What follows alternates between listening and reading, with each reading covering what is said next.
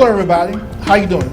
I'm Donald Thomas, aka The Average Guy, author of the book What the Average Guy is Thinking, Relationship Rules from a Regular Dude. Today we're in Lake Charles, Louisiana, live from Creatopia Bar Lounge.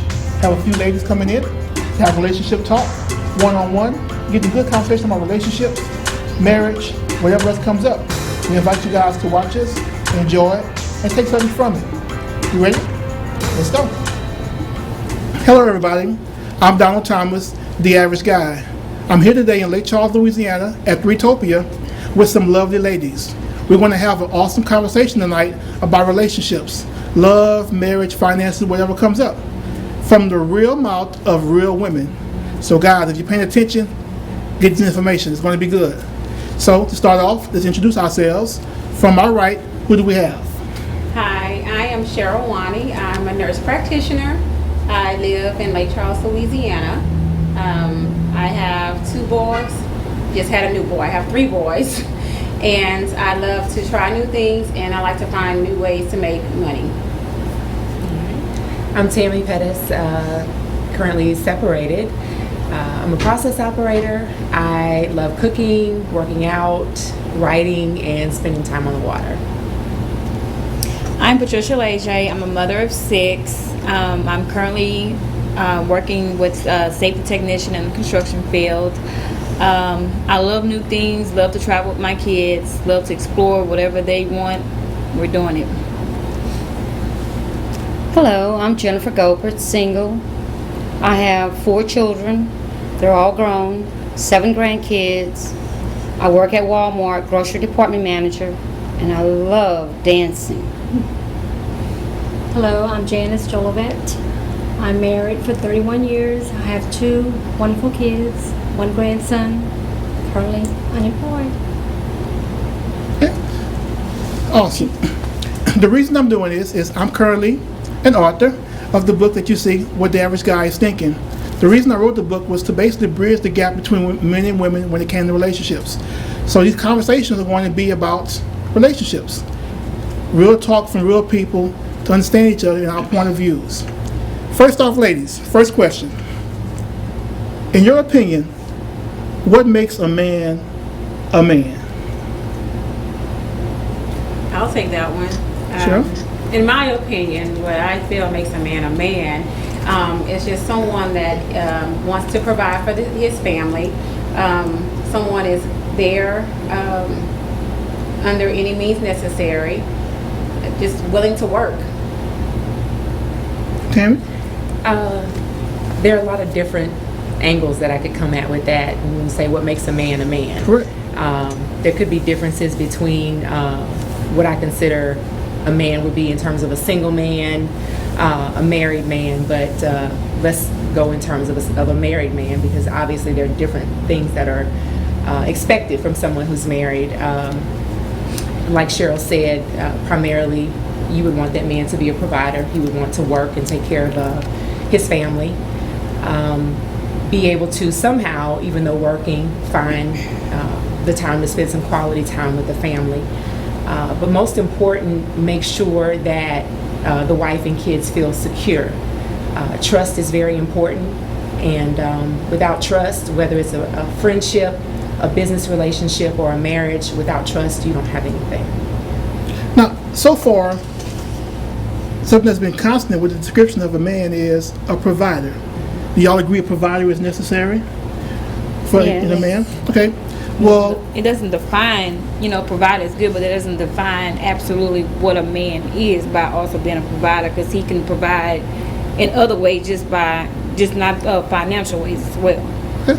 Y'all, anybody disagree with that?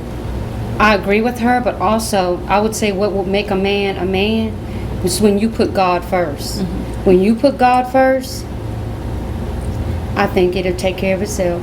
Okay. But I asked the question about provision because one of the constant issues we come across is, in these days, women make more money than men. And single women who make more money than a man find it hard, so they claim, to find a man. So I'm not sure if you guys, mates or your husbands, make more money than you guys, but if you were single and you made roughly 6 figures and you met a man who made substantially less, would that discourage you from being with a man or being a provider in your eyes? Can I take that one? Sure. That's why I'm divorced today, because I had a good job. I found a good job, and my husband just couldn't understand that how I start off making so much more than him, and he's been at this company for God knows how long. I think it's an ego thing. To me, the money was coming in the same home. No, I don't think they're. I wouldn't have a problem with someone making less money than me.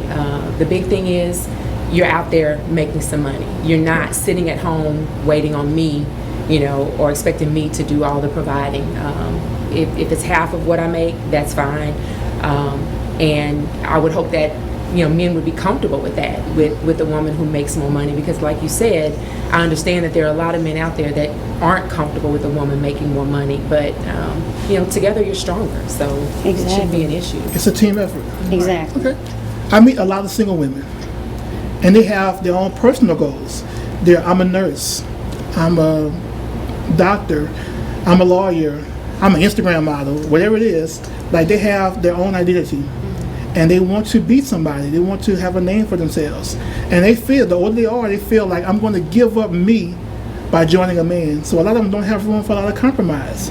But you made a point about you're not losing yourself, you're gaining more. Right. So being a mother, being a wife is not losing who you are. You're still a nurse, you're still a doctor, you're still a lawyer.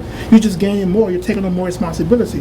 That's something I want to point out, that to get into a relationship, it's not just, I want to come in how I am, you're going to just adjust to me. It's a compromise. Absolutely. It's teamwork, it's a compromise. It's a definite compromise. So go to the next point. While we're talking on that, should relationships be about compromise or compatibility? And what I mean by that is, like, are you more concerned with having to adjust for someone and someone adjusting for you? Or does the person that you're with have to just basically fit and mesh in what you already have going on? When you're younger, you have room for change. When you're 40 and over, most times you have a home already, a career already established. You have a lot of room to juggle or change. So when a guy meets a woman who's older, she tends to want someone who just kind of fits into her lifestyle, as compared to having to make a bunch of changes. You're not going to relocate. You're not going to change jobs. You're not going to just bring someone around your kids. So I want you guys' feedback on, in a relationship, should it be more about compromise or compatibility? Back on I'll you, take Cheryl. that again. I actually want to make 2 points, and I want to verbalize them so I don't forget either one of them. The first point is about compatibility, and the other point is about losing yourself or not losing yourself. Okay, so remind me if I got you. forget one of them. As far as for compatibility, in my particular case, I would have never thought that my husband and I were compatible at all. So I would say that we have lived a lifestyle of compromise because, I went to college. My husband did not go to college. We didn't, we both came from Lake Charles, but we never met each other. We kind of met each other kind of just out and about. We were two totally different people when we met. And I guess our initial attraction was a physical one, that actually grew. But I would have never thought in a million years that I would have married someone like my husband. And like I said, we've been married for 13 years now. So definitely compromise, not compatibility. As far as for the second thing with losing yourself or not to lose yourself, I have made it a priority from the beginning of our relationship never to lose myself within the relationship. Yes, I have compromised, but I still have my own friends. I still have my own job. I still do things that I like to do. Sometimes he comes and join me, and it's the same thing. He's able to go with his friends. I don't always have to be there, and I don't want my husband to lose himself because that is the person that I married. Correct. So always respectful, but I want him to have his life, I have my life, and then we have a life together. Correct. And you said something that was important. You said you never thought you would have married your husband initially. A lot of times we have an image in our head, a cardboard cutout of what our mate is going to look like. And we're just walking around looking for somebody just to insert their face in that cardboard cutout. And you'd be surprised, the person that you're looking for that fits the description is totally opposite of what you need and actually what you want sometimes. And sometimes a person who's not the right height, complexion, educational background, stature, prominence, is the exact person you need in your life. Just take note. That's golden right there. Take note of that.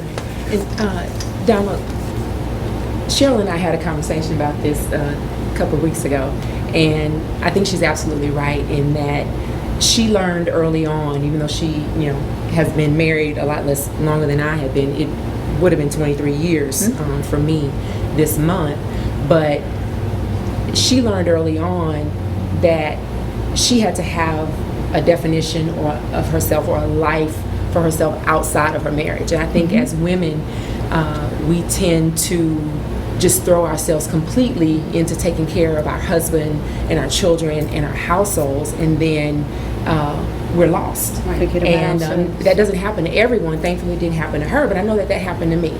I found myself, in terms of friends, they were mainly his friends, or the wives of his friends, and it's good for your circle to be small, but my circle was very, very small because my whole life revolved around taking care of my family, and I rarely took time out for myself. Now, granted, that's a choice that I made, but I would encourage younger women not to do that. I would encourage you to make sure that you do have a life outside of your family so that you don't lose yourself and then maybe even become bitter about that. I also say that the number one thing that I would tell younger people who are looking to get married, like Cheryl said, initially when you're younger, that first thing is that physical attraction. We're humans, that's what it is. But I think it's vitally important that you connect with someone that you have a lot in common with. Yes. Because once you marry that person, and typically if children come into play, that common bond is the children. Well, once they're gone, if you don't have a lot in common with that person, then what? Are you gonna rock into the sunset with that person, or are you gonna be like some of the older couples that I see who just argue all day long because they don't like each other? They just don't. But you just have to have something in common. So I have a personal question, Tammy. So it's going to be 23 years this month, correct? How do you stay 23 years and you not talk about it, have the conversation, or fix it? Did you try to conversate about it? Did you try to fix it, or did you just sit quietly for 23 years? I think, and this is my situation, but I know that there are a lot of women, and if there's anybody in here that could chime in, who kind of knows where I'm coming from, you do what you have to do to hold your family together. You want your children to have a mother and father and what society says is a normal family. Now, granted, I grew up in a single parent household. My father died when I was very young, but I guess I didn't want that for my kids. And there was that fear of stepping out on my own, and but I also had to tell myself eventually that faith and fear don't mix. Right. And if you have that faith, then that fear has to be put aside, and you have to do what you know is best for you. And that doesn't mean that there's anything wrong with you or with the other person, but it's okay to realize that sometimes marriage doesn't work out. But yeah, there for a very long time there have been a lot of things, lot of effort put into trying to make this work. But if you can't get it to work, you just can't get it to work. And so now you're separated, and do you feel like are you taking Tammy back? Do you feel a sense of relief, or is it just more along? Is it just transition? Like, how do you feel? Like, now that you're coming out of that, how does that make you feel? It's a little awkward to talk about right now, but I can tell you I cried every day, sometimes several times a day, because when you have been with someone that long, there is a bond. And in your mind, when you get married, you're thinking you're going to spend the rest of your life with this person. And it's hard to accept, again, that sometimes it doesn't work out because you're feeling guilty, like it's something that you did. But, there's problems coming from both sides. And like you said, you can try to work those things out. But I know that I can rest well at night with the fact that I feel like I tried everything possible to try to get it to work. Nothing's final right now, but again, we're in that stage of separation, but very, very difficult. Still gets to me, sometimes get very, very sad, because again, you spend that much time with someone. There's a very deep-seated bond there. And again, that fear of the future, that fear of the unknown, the fear of not wanting to be bitter and think that you can't move on because you don't know what's out there. And then, someone said to me, well, if everything does get finalized, don't find yourself sitting in the house just rotting, just not that you gotta put yourself out there, but do Live some life. things that are fun. Yeah, live your life. And I know your husband. He's a great guy. You're a great girl. And it's unfortunate. I'm sorry to hear that for either one of you guys. But I wish you both the best of luck. And you're right. He's the father of my children. He is a very kind-hearted person. But again, I think we find ourselves trying to hold things together sometimes for all the wrong reasons. And for me, I felt like walking away might be seen as selfish or what have you, and I'm not a selfish person. Anybody who knows me, knows that I will give you my last. But again, ultimately, sometimes you just get to the point where you have to do what you know is right. Now, Janice, you got 31 years in. 31 years. First off, a round of applause for Janice in 31 years. That's awesome. How did you make 31 years being married? Like, were you guys compromised, or were you guys just compatible? How did that work for you? Both. It's been rough. I mean, we don't have a perfect marriage. No one has a perfect marriage. We've had our ups and downs, but we made it work. You know I'm the shy one. So don't question me. But to take something you said is, no one has a perfect marriage. Well, I don't want to No put one. that on anyone, but But no one has a perfect marriage. Marriage is not about perfection. It's about commitment. Right. And so no matter how it looks on Facebook, it looks perfect on Facebook, but in reality, no one has a perfect marriage. Moving on. If you guys can think back to when you were single, or some of us are currently single, what's the biggest change a man or woman needs to make when going from single to in a relationship? Patience. Patience. How so? I think that in my single life, I did not have a lot of boyfriends when I was single because I did not want to be bogged down. And during the era whenever I was in high school, it was a time where there was a teenage pregnancy was starting to be a big thing. It was a lot of things about date rape and all those type of things, putting stuff in people's drink. And so at that time in my life, it was really about school, and I didn't take no mess from guys at all. I was fortunate to have big brothers and cousins that would just kind of teach me the game, quote unquote. And I used to be at my cousin's shop, and these girls would come there, and he would say, "Watch this, Cheryl," and they'd come up to his job, and they looked like they were the only one, and then they'll leave, and the next one come, and he would tell me, "Don't let anybody do that to you. Don't let anybody do that to you." And my oldest brother, his words still resonate with me, is "Don't be no fool." That's what they used to always tell me. And when I was younger, I'm not going to say I don't take any crap now, and I'll elaborate on that in just a few. But back then, it was just whatever, goodbye. I don't need you. Growing up, I was fortunate enough for my daddy to be very present in my life. My dad gave me everything that I needed and everything that I wanted. So I never was that girl that needed a guy to do anything for me, and nothing they did for me surprised me or got me excited. And that's a very good point I want to highlight. It does make a difference to have a father figure Yes, it does. in your life, a male figure. A woman cannot teach a kid how to be a male And a male cannot teach a kid how to be a female or what to expect from him. Hey to my daughter, T-Mom, I love you. It's wonderful.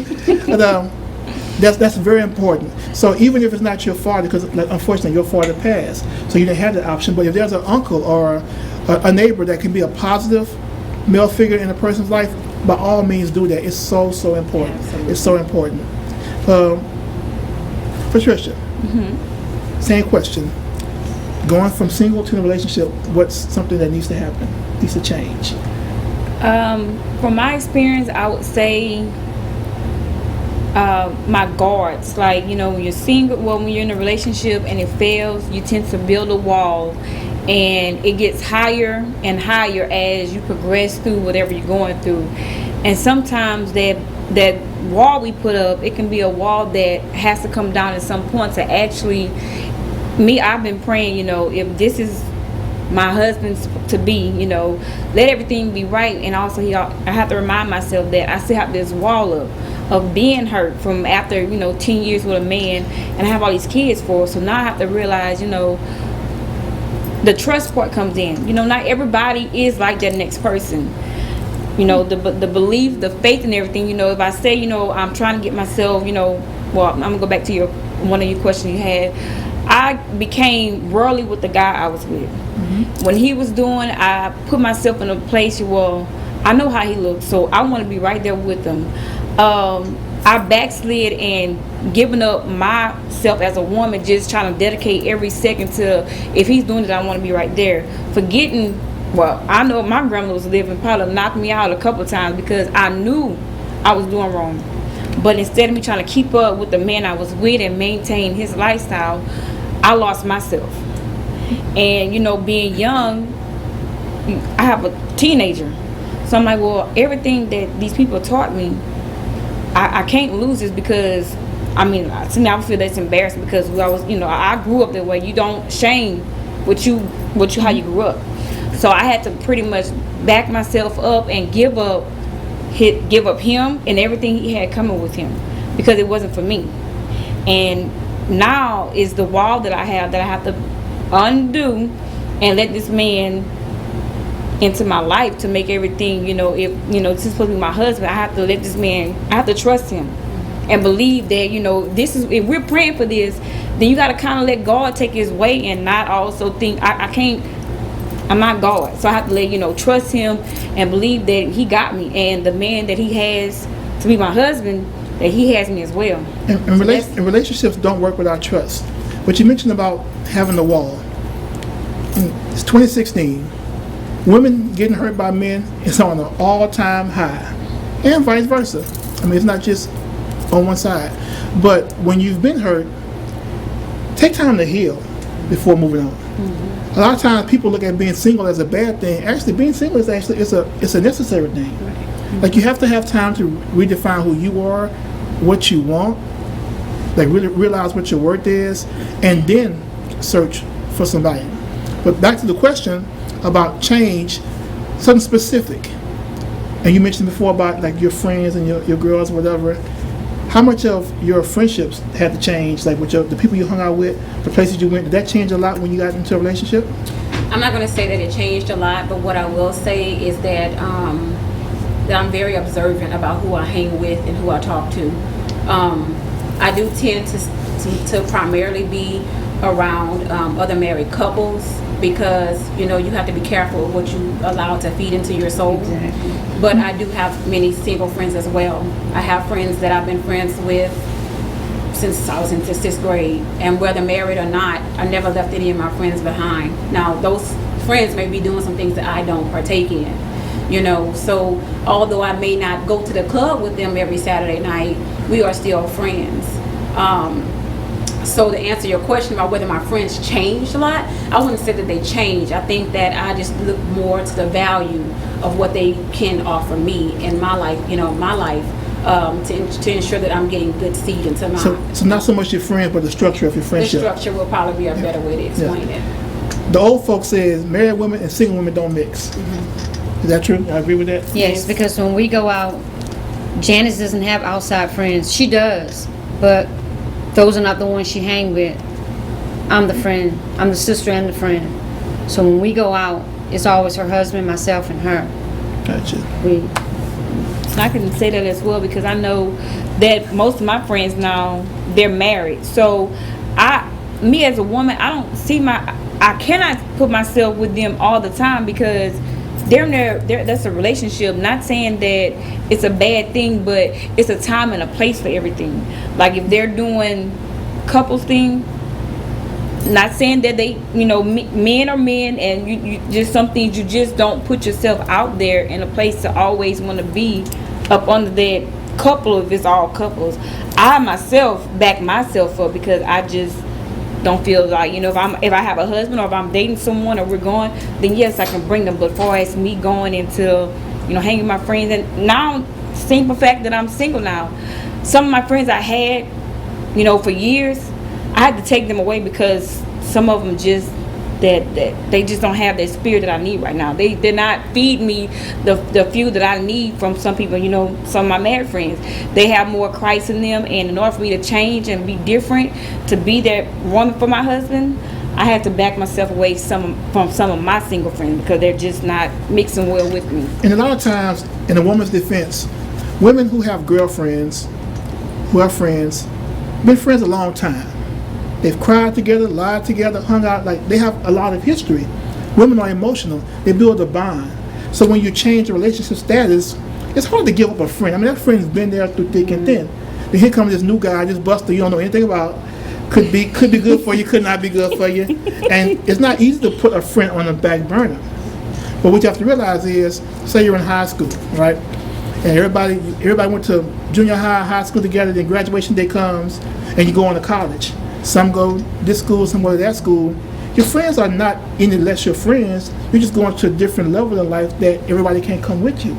So don't shun that. And as a friend, if a woman gets a man, don't be like, girl, you're not hanging out with us anymore. We don't see you anymore. Don't do that to her. Like, be happy for her, bless her, make it easier for her. And at the end of the day, when you get your man eventually, then she can be happy for you. I'm going to say something about what you were just saying because that's exactly how I feel. That comment that the old people used to say about single and married, I think there's more levels to that, just like as you were just saying. I know who I am. And so I can still go places and be with my single friends. Like I said, I may not go to all places because there's different levels is what it is. Like you said, you can't take everybody with you. And so I just want to interject in saying that, single friends can hang with married friends because I know that I do it. Like I said, I know who I am. So wherever I go with that single friend, I'm not going to jeopardize my family, my values, or my needs because of what they are doing. I just make sure that I don't put myself in a predicament basically to be viewed differently because I'm not going to do anything that's, detrimental to who my character is. So I agree with you. It's just different levels. I may be on a different level than that friend, but we are still friends. And if you invite me to your birthday party, I'm still going to go. I'll still invite you to my birthday party. It's not you can't come to my house anymore. We're going to still be friends. Like you said, we've lied, died, cried, whatever together. So, getting married does not get rid of my friend. So one last question for everybody, starting with you, Cheryl, before we go. Is love worth it? The fight, the risk, the ups, the downs, is it worth it? I would answer yes. Yes. yes. Definitely, yes. Yes. It's unanimous, and that's why I do what I do. If you ever truly experience love and what it brings to your life, the value it brings to life, how it exponentially enhances your life, like real love, like dependability, stability, support, just someone just to be there, affection, caring. Once you experience that for real, you're never the same, and you can never go back to anything less. Thank you guys for your time. Hope you enjoyed our conversation, and we'll see you guys next time. And right quick, I want to give a shout out to my videographer, T-Top Productions, and Antonio Goche Photography, Creatopia, and Superior Limo and Taxi for having us here, Upscale Productions for our sound. And please, guys, if you don't have it, please get the book, What the Average Guy is Thinking, by yours truly, Donald Thomas Jr. Thanks.